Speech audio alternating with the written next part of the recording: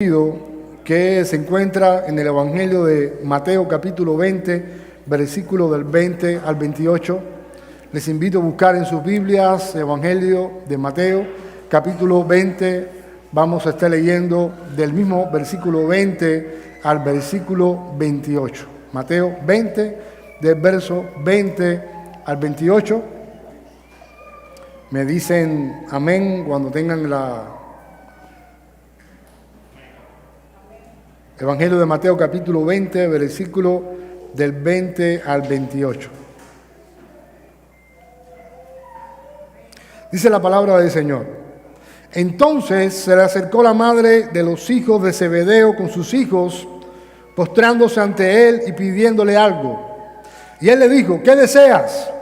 Ella le dijo, ordena que en tu reino estos dos hijos míos se sienten, uno a tu derecha y otro a tu izquierda.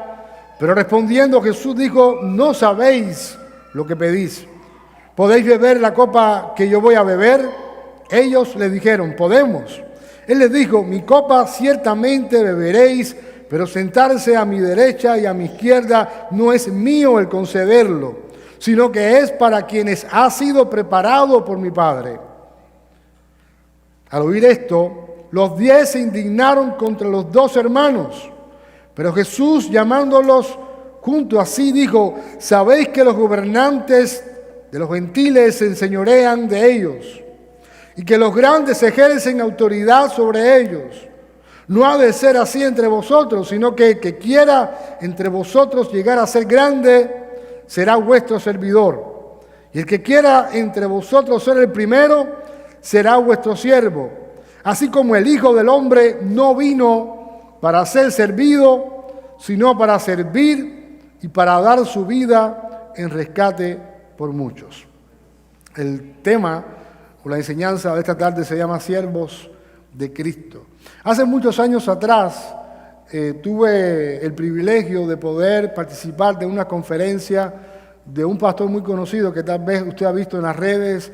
Él es dominicano, se llama Sugel Michelén. Invitaron a algunos pastores y yo tuve la oportunidad de viajar a La Habana y de poder conocerlo. Y teníamos la expectativa de que él iba a compartir en esa semana. Fueron varios días de predicación. Y no recuerdo cada enseñanza, solamente recuerdo de todo lo que él enseñó. Una frase que comentó, fue la primera frase prácticamente que dijo después de saludar. Y esta frase que él dijo es esta que voy a repetir. La iglesia necesita ser evangelizada.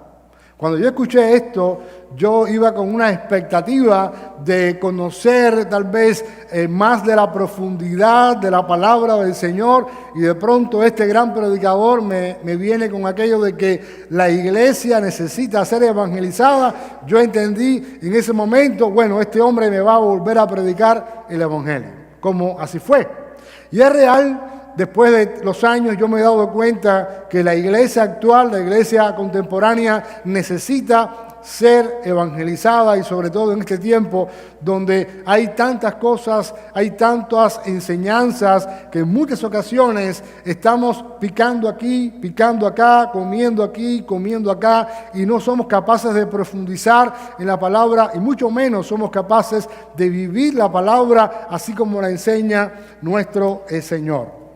Ahora, quiero compartir una verdad que el hecho de que sea verdad no quiere decir que sea tal vez fácil de poder digerir. Y esta verdad es esta.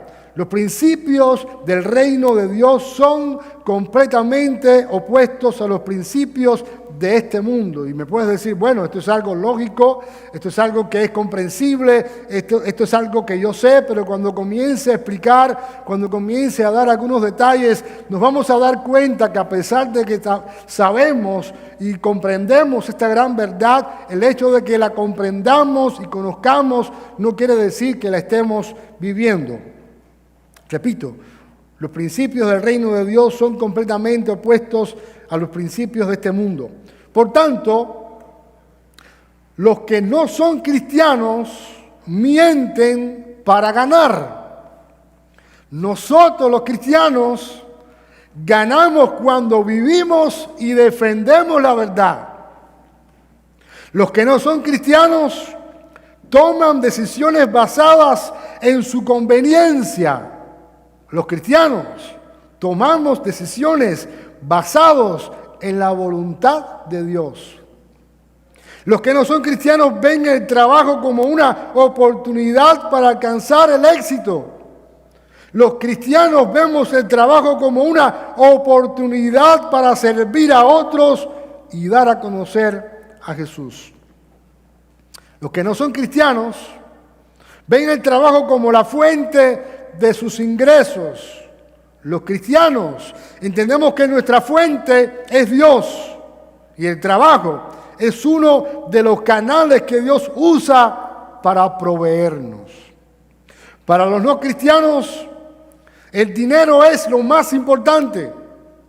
Para los cristianos, el dinero es una herramienta para servir a los propósitos de Dios.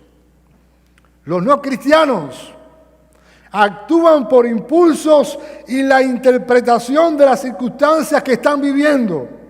Los cristianos tomamos decisiones según la voluntad de Dios. Ahora, usted se da cuenta que en toda esta comparación muchas veces nosotros, y por eso la iglesia necesita ser evangelizada, muchas veces nosotros actuamos como los no cristianos.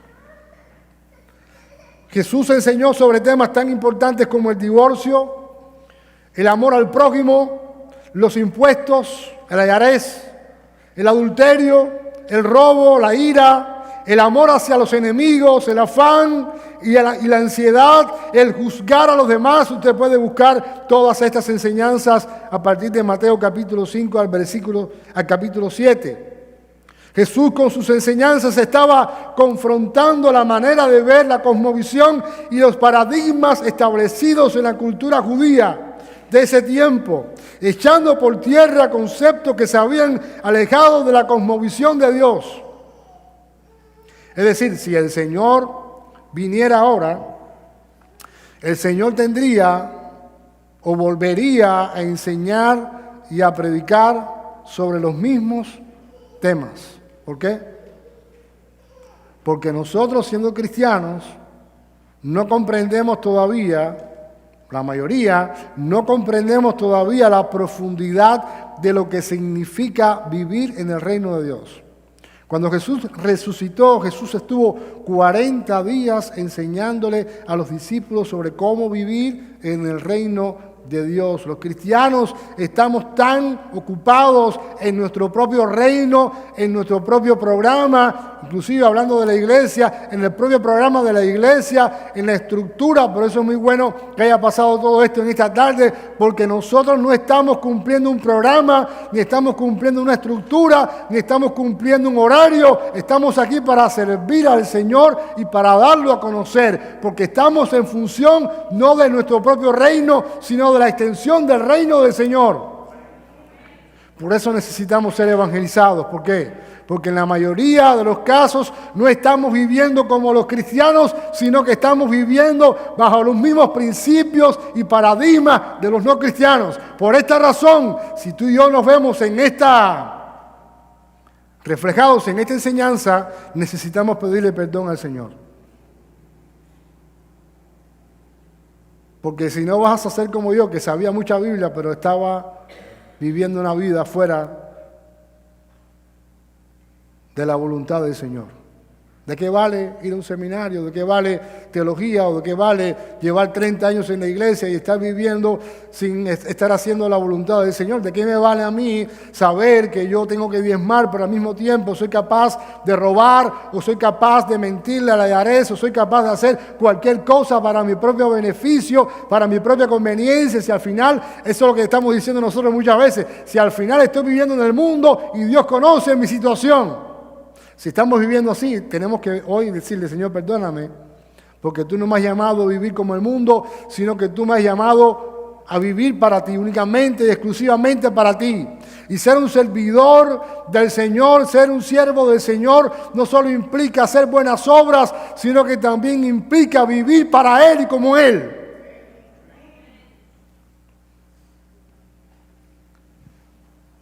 Nosotros necesitamos entender que la vida cristiana funciona cuando vivimos según los estándares de Dios. Por esta razón hay muchos cristianos hoy en día que su vida no funciona. ¿Por qué? Porque viven según los estándares del mundo, viven según los principios del mundo. Y no hemos sido llamados a eso. Pero estamos viviendo tan mal que nos da temor a soltar lo que tenemos para seguir a Jesús. Por eso la iglesia necesita ser evangelizada. Vamos a la historia. La mamá de Santiago y Juan, ella, habilidosa, se separó de los demás discípulos, se acercó a Jesús y le dijo esto a Jesús. Bueno, ella estaba buscando que sus hijos fueran privilegiados en el reino de Dios. Ella estaba tomando ventaja sobre los demás discípulos, estaba aprovechando su relación con Jesús para ganar un puesto mayor para sus hijos. Eso hacemos muchas veces. Queremos tomar ventaja sobre otros, queremos llegar más rápido que otros, porque pensamos que cuando llegamos más rápido que otros vamos a ganar en alguna medida en lo que estamos pensando. En el reino de Dios, tomar ventaja de mi hermano es igual a falta de amor. Aún así o así no funcionan las cosas de Dios. Yo no sé cuántos estamos viviendo de esta manera.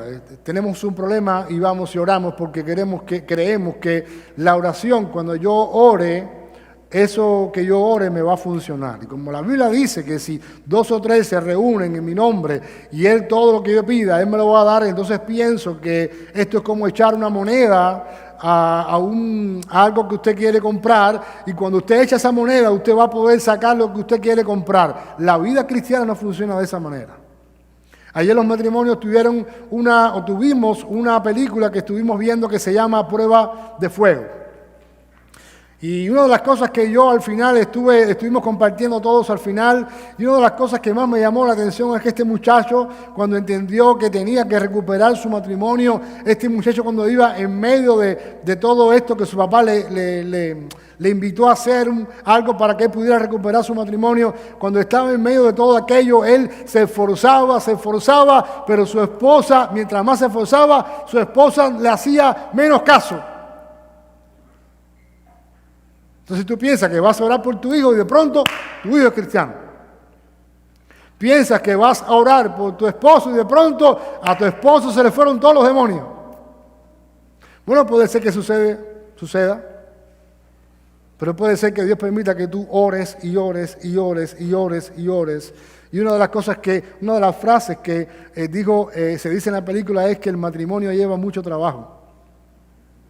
Mucho trabajo orando, mucho trabajo intercediendo, mucho trabajo haciendo las cosas a la manera de Dios. Es imposible que mi vida cristiana pueda funcionar si yo estoy yendo a la vida cristiana con conceptos que no son del reino de Dios. No funciona, no va a funcionar. No va a funcionar porque la vida cristiana no es como echar una moneda en un aparato para que saque lo que yo quiero comprar. No va a funcionar. Necesitamos arrepentirnos de nuestros pecados, de las cosas malas que hemos hecho. Necesitamos ponernos en sintonía con la voluntad del Señor. Necesito decirle: Señor, obra en mi vida, obra en mi corazón, me rindo ante ti, entrego todas las cosas que amo, porque tú eres la única persona que puedes estar gobernando en el trono de mi corazón. Cuando esto sucede, la vida cristiana va a empezar a funcionar no según mi precepto, no según lo que quiero, sino según la obra poderosa del Espíritu Santo en mi vida.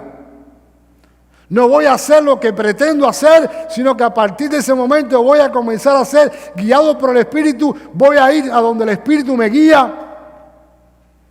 Y así como Felipe fue tomado y llevado al desierto para predicarle a una persona después que estaba teniendo mucho éxito predicando en Samaria, Felipe era alguien que estaba dirigido no por su propio éxito que tenía de ministerio, sino por lo que el Espíritu Santo le estaba mandando a hacer. Y la iglesia necesita ser más guiada por el Espíritu Santo.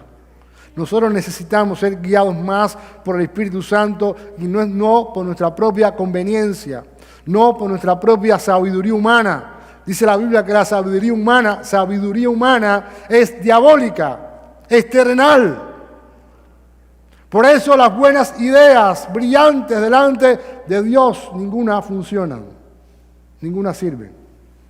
Tú tratas de tener éxito en este país tan difícil, pero si tú quieres tener éxito en este país y no buscas primeramente el reino de Dios y su justicia, lo único que vas a poder lograr va a ser sueño americano. Y ustedes saben cuál es el sueño, ¿no? El que no puede ni leer, el que ya deja de ir a la iglesia, no ora, no lees la Biblia, porque los biles son más importantes que el propio Dios que te trajo. La mamá de Santiago y Juan se separó de los demás discípulos, se acercó a Jesús y le dijo con una voz muy espiritual, esto lo estoy poniendo yo: ordena que en tu reino estos dos hijos míos se sienten, uno a tu derecha y el otro a tu izquierda. Esta hermanita, que no sabemos su nombre,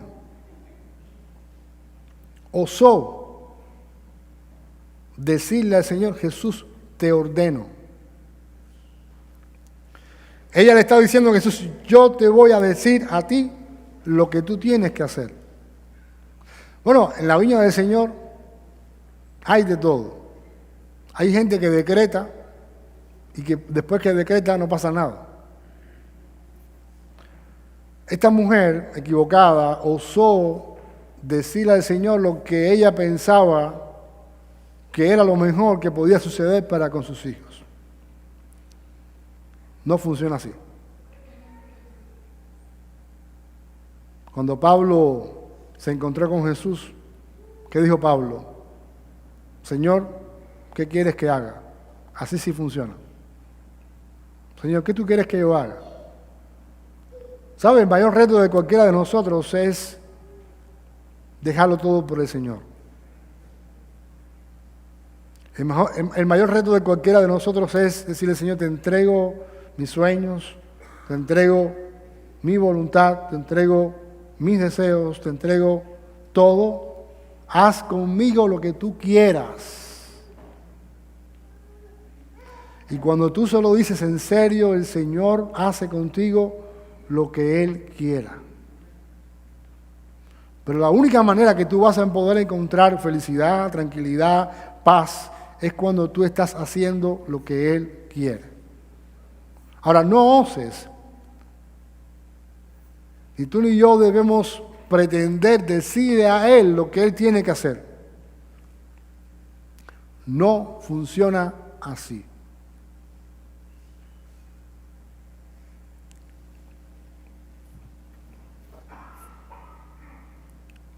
Pero respondiendo Jesús dijo: no sabéis lo que pedís. No es solo orar, es saber qué vamos a pedir. Muchas veces le pedimos cosas a Dios que están en total desacuerdo con la enseñanza de su palabra, pero aún así seguimos insistiendo pensando que Dios nos va a responder según lo que yo quiero que suceda. No funciona así en el reino de Dios. Escuché una vez a un padre que le decía a sus hijos: yo no quiero que tú me ames, yo quiero que tú me respetes. Porque los hijos muchas veces son manipuladores y se acercan a sus padres y le dicen: ¿me amas? Bueno, si me amas, déjame hacer esto o déjame hacer aquello.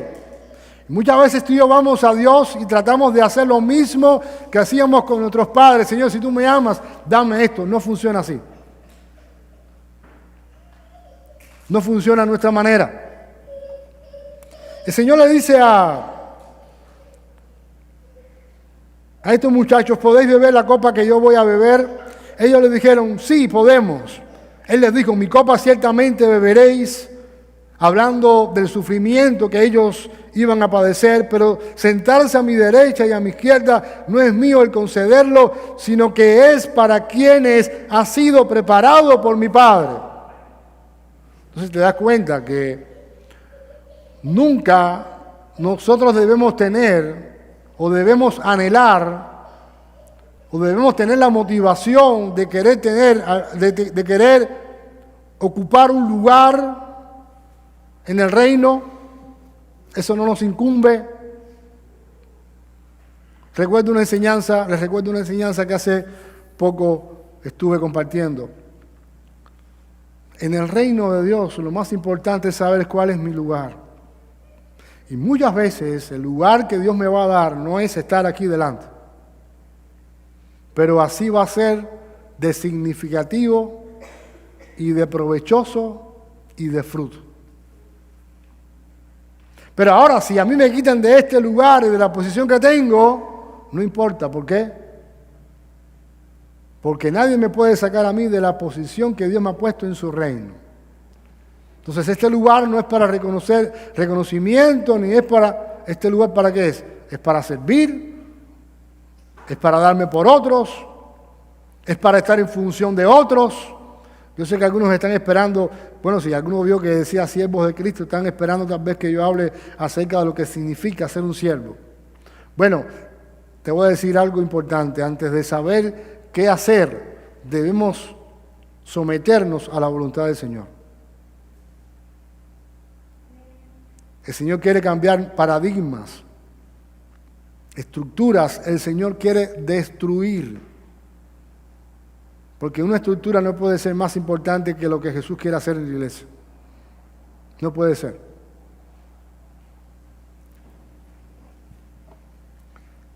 Debemos tener una motivación correcta de lo que significa servir en el reino de Dios. ¿Por qué hacemos lo que hacemos?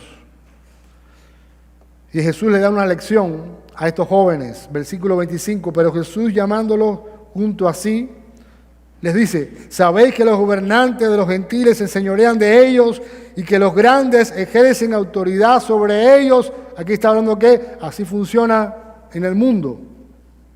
Y Jesús les dice: no ha de ser así entre vosotros. Así que mi posición es una posición ¿de qué? De servicio.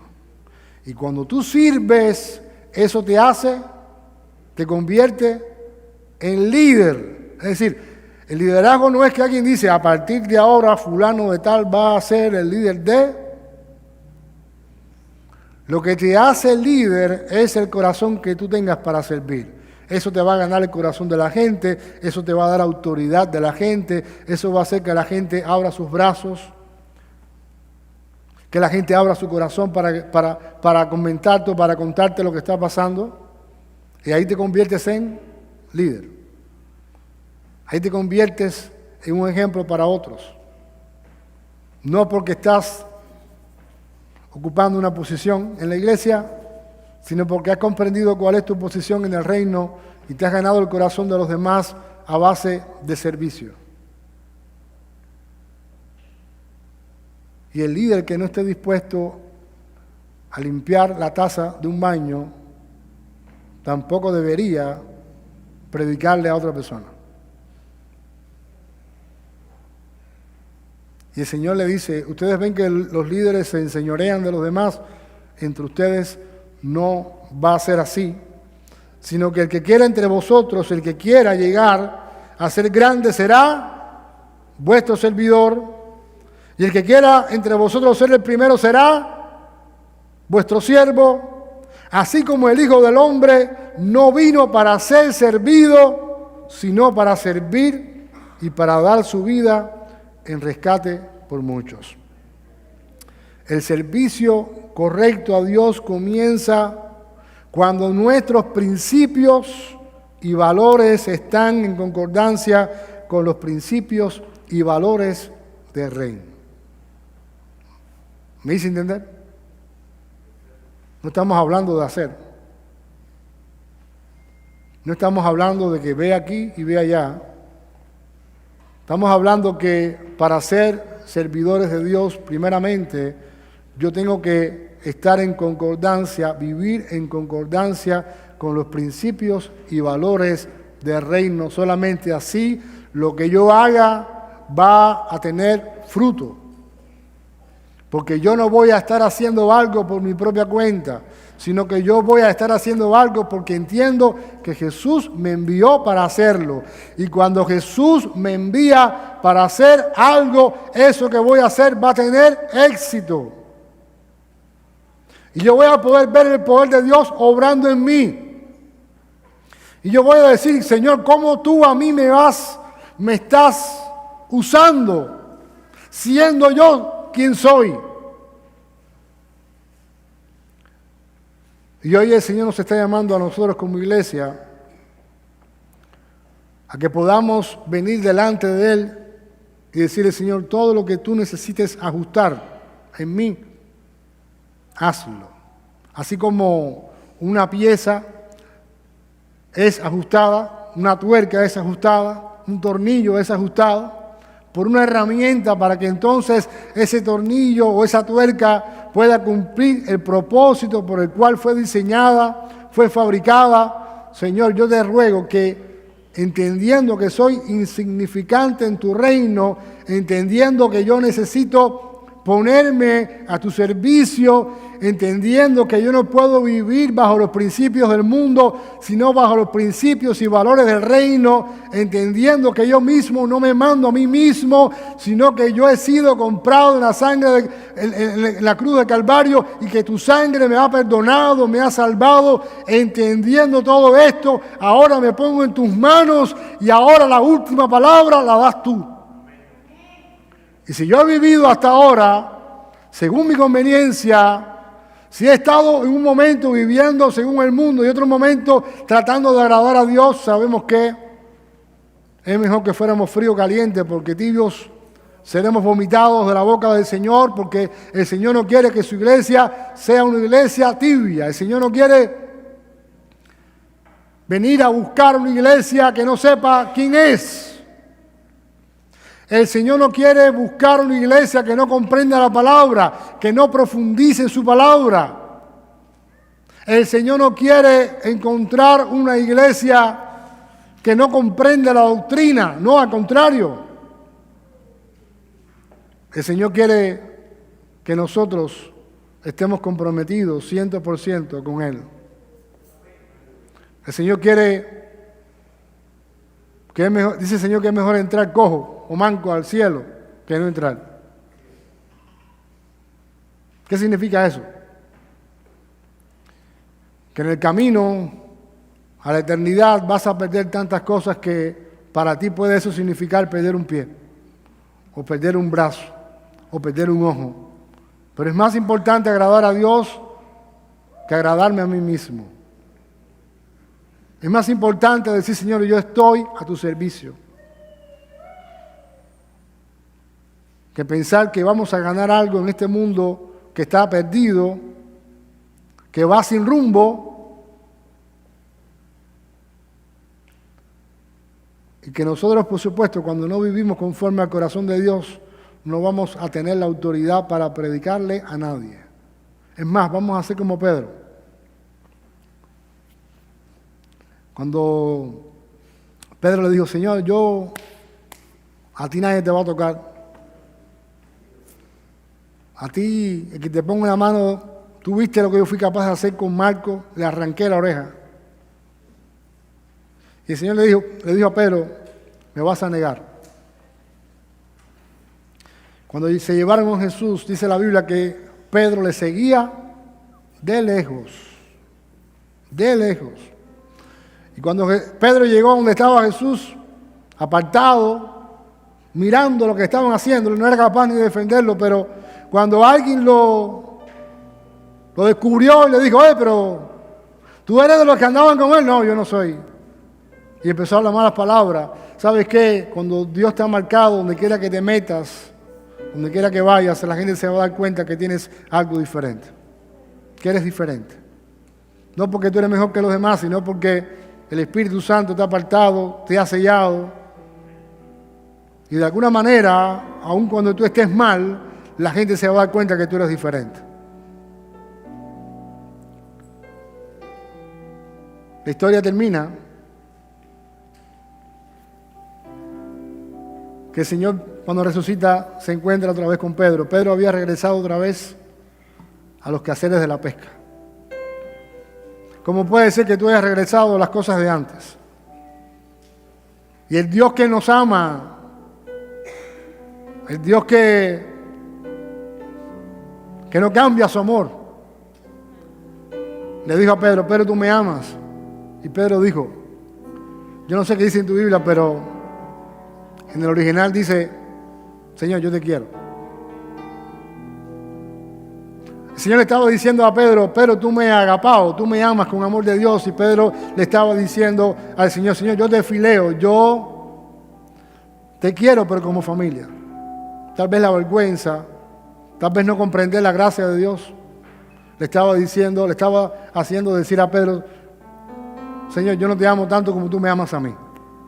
Y vuelve otra vez el Señor y le dice a Pedro: Pedro, tú me amas. Y vuelve Pedro a decirle: Señor, yo te quiero nada más. Vuelve el Señor una tercera vez: Pedro, tú me amas. Yo creo que en esta oportunidad Pedro sí le llega a decir: Señor, yo sí te amo. La existencia del amor de Dios es tan grande que Él no te suelta, no te va a soltar. Y Él no va a parar hasta que tú no entiendas y no comprendas o no aceptes su gracia en tu vida. Eso es poderoso, eso me hizo libre a mí. Yo me esforzaba por querer agradar a Dios, me esforzaba y volvía a fallar y volvía a fallar, me esforzaba y volvía a fallar, volvía a caer en algún pecado, me esforzaba y volvía a fallar y volvía a fallar. Y no comprendía que no es en mis fuerzas, no es a mi manera, es cuando yo dejo que Él lo haga por mí. Es cuando yo dejo que Él obre por mí. Es cuando yo comienzo, como decía en la clase, comienzo a vivir en el reposo de Dios. Señor, yo reposo, no en lo que yo pueda hacer, sino en lo que tú hiciste. Y cuando tú reposas en lo que Él ha hecho en tu vida, tú comienzas a hacer, pero no hacer de lo que sale de tu corazón, sino de lo que sale del corazón de Dios. Y eso comienza a producir un efecto en el reino de Dios. Y eso comienza a producir que la gente se convierte, comienza a producir que tú vas a ir a otras personas y decirle: Dios me ha enviado aquí para orar por ti. Tú comienzas a ponerte en función del reino. ¿Lo comprendes? No estás en tu propia... Dios no te rescató para vivir bajo tu propio concepto. Dios te ha rescatado, te ha salvado por amor, pero ahora tú estás en función de Él, de su reino. Y cuando tú estás en función de tu reino, de su reino, tú duermes como un niño, porque tú sabes que te va a proveer.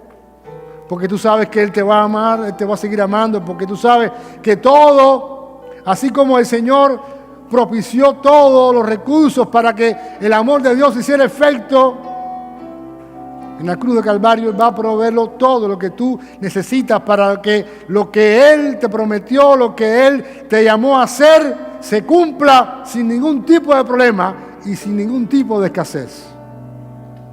Mira, cuando tú entiendes eso es otro nivel. Porque tú andas en el reposo del Señor. Tú andas en la voluntad del Señor. Su gracia se ha derramado en ti. Piénsalo. Nada de lo que tú hagas, como decía en la clase, si tú crees que vas a hacer cosas para que Dios te ame más, si tú crees que fallas y Dios te va a dar menos, tampoco. Su amor es inalterable, no cambia, no muta. Él te ama. ¿Sabes qué? Aquí hay personas en esta tarde que se odian a sí mismas, que no tienen la capacidad de mirarse al espejo porque se odian a sí mismas, odian su vida, por lo que sea, odian su propia vida. Se odian a sí mismos por lo que han hecho, se odian. ¿Sabes? Te quiero decir algo. Dios te sigue amando.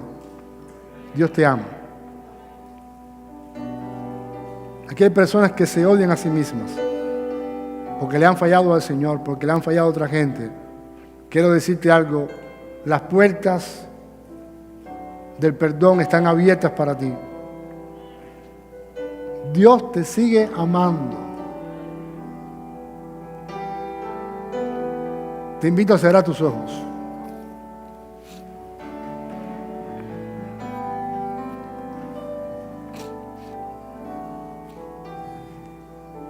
Yo no sé quién es esa persona que no tiene valor de ir a Dios porque ha fallado tanto. No sé quién es esa persona que ha perdido hasta el amor propio. No sé quién es.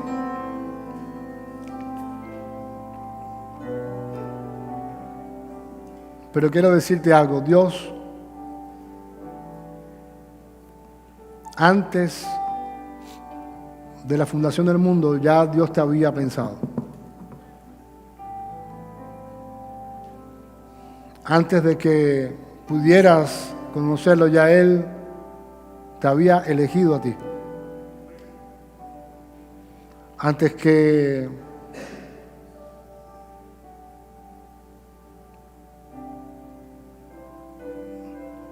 vinieras hoy aquí, ya Él sabía.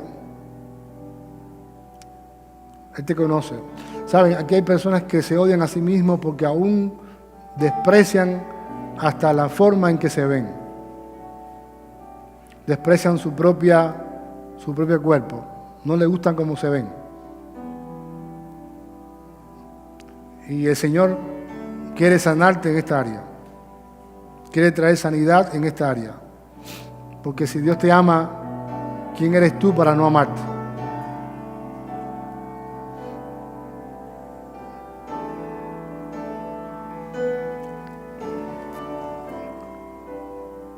El Señor quiere hacer algo nuevo en ti. Su Espíritu Santo quiere hacer algo nuevo en ti. El Espíritu Santo quiere que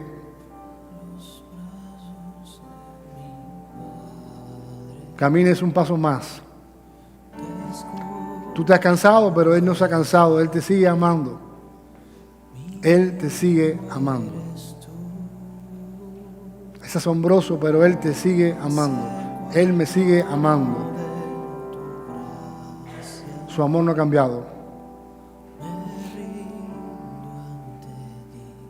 Y si tú has fallado, te has fallado a Él, esta es una nueva oportunidad de gracia, de misericordia para volverte a Él otra vez. No importa si el domingo pasado, no importa si le pediste perdón al Señor y fallaste en la semana. Él quiere que vayas otra vez a Él. Solo rinde tu corazón. Solo ríndete delante de Él. No resistas lo que el Espíritu Santo quiere hacer en tu vida. No lo hagas. Te hace daño.